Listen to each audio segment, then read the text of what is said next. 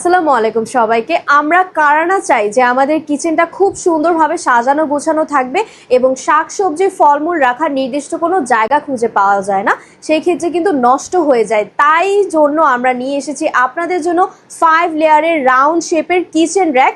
দেখতেই পাচ্ছেন 5টা লেয়ার কিন্তু থাকবে। এখানে কিন্তু একটা খুব সুন্দর গোল করে বেরিয়ার দেওয়া আছে এবং এই বেরিয়ারে কিন্তু এই কম্পার্টমেন্টে আপনারা এখানে কিন্তু স্পাইসেস বক্স থেকে শুরু করে গ্লাস সব কিছু সুন্দরভাবে সাজিয়ে রাখতে পারবেন।